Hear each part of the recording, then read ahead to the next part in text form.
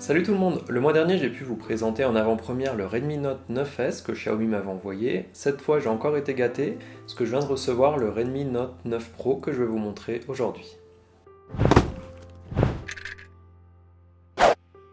Alors la conférence de lancement elle a eu lieu jeudi dernier, quelques heures après j'ai reçu le téléphone dans ma boîte aux lettres, donc ça a vraiment du bon d'être mi-influenceur. Alors avant de commencer, le Redmi Note 9S et le Redmi Note 9 Pro sont vraiment très proches au niveau du design. Je vais vous faire une vidéo dédiée à propos avec un comparatif entre les deux téléphones, donc pensez à vous abonner si ce n'est pas déjà fait.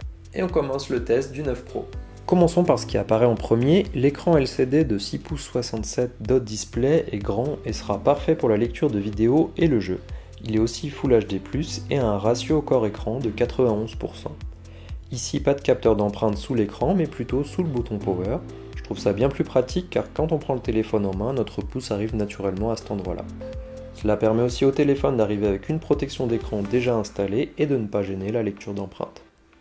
Pour renforcer l'aspect protection, le téléphone est revêtu d'un écran Corning Gorilla Glass 5 sur le devant et l'arrière.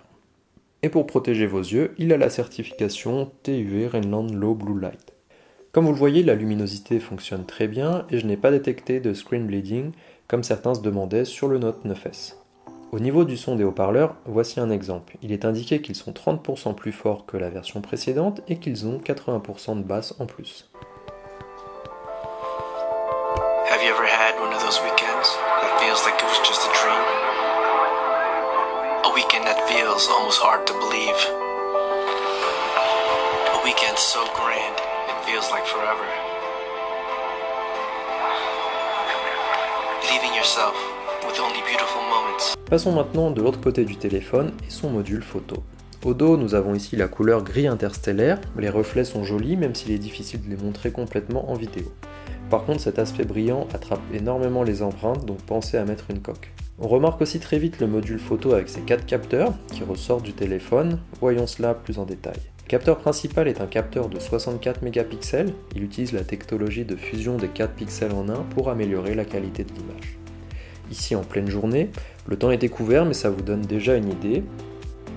Et quand la luminosité commence à baisser. Le second capteur est un ultra grand angle de 8 mégapixels, il vous permet de capturer l'ensemble du paysage, mais aussi en intérieur si vous n'avez pas beaucoup de place pour reculer. En troisième, on a un capteur macro de 5 mégapixels, celui-ci a une distance de mise au point entre 2 et 10 cm, ce qui vous permet de capturer même les plus petits détails. Et enfin, le capteur de profondeur de 2 mégapixels permettant de faire des portraits avec un bel effet bokeh. Sur le devant, le capteur selfie de 16 mégapixels, vous permettant de faire de beaux portraits de vous-même.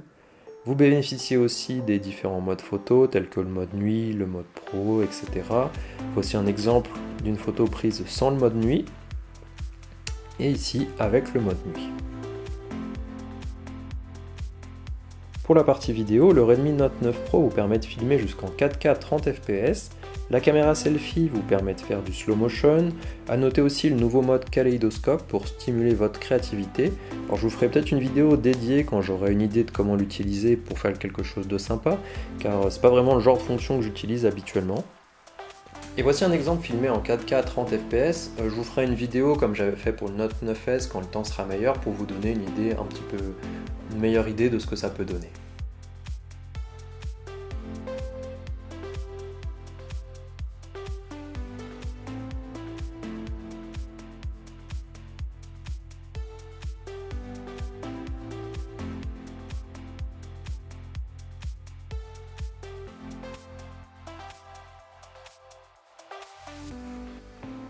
Voici un exemple tourné avec la caméra selfie et le micro intégré au téléphone. Voici un autre exemple, cette fois avec la caméra principale et le micro intégré du téléphone. Pour la partie batterie, vous pouvez compter sur celle de 5020 mAh qui se trouve à l'intérieur, promettant une durée d'utilisation de 2 jours environ. Pour la recharge, vous pourrez utiliser la charge rapide de 30 watts. Le chargeur de 33 watts sera inclus dans la boîte. Celle-ci vous permet de récupérer la moitié de la charge en 30 minutes seulement. Alors au niveau des performances, le modèle que j'ai testé ici a 6 Go de RAM et 128 Go de stockage. Il existera aussi en version 4 Go et 60 Go de stockage. Pour le processeur, il s'agit du Snapdragon 720G qui équipe le téléphone. Voici son score en tout. On voit ici son classement qui le place étrangement au-dessus du Mi Note 10 Pro, mais sous le Redmi Note 8 Pro qui est sorti l'année dernière. Le G étant pour gaming, j'ai pu tester le téléphone sur Call of Duty Mobile et en mettant les settings au max, j'ai pas rencontré de problème de chauffe ou de ralentissement. J'ai aussi testé Fortnite, donc c'est la première fois que j'y jouais. J'ai pas trop compris ce qu'il fallait faire dans le jeu, mais avec les settings en medium, on n'a pas de ralentissement ou quoi que ce soit. On peut pas mettre les settings à fond, parce qu'on n'a pas non plus un processeur dernier cri, mais ça permet quand même d'y jouer. En bonus, on retrouve le NFC, le téléphone est résistant aux éclaboussures, il a un port jack, un port infrarouge, il est dual SIM pour ceux qui se posent la question. On a aussi une lettre de notification qui se trouve en haut de l'écran, que je vous affiche maintenant. Alors je teste ce téléphone depuis quelques jours maintenant, il est très proche du Note 9S que je vous avais déjà présenté. Donc là, je ne le compare pas vraiment avec, parce que je vous ferai une vidéo dédiée à ça, avec les différences au niveau de la photo, au niveau des caractéristiques, du prix, etc.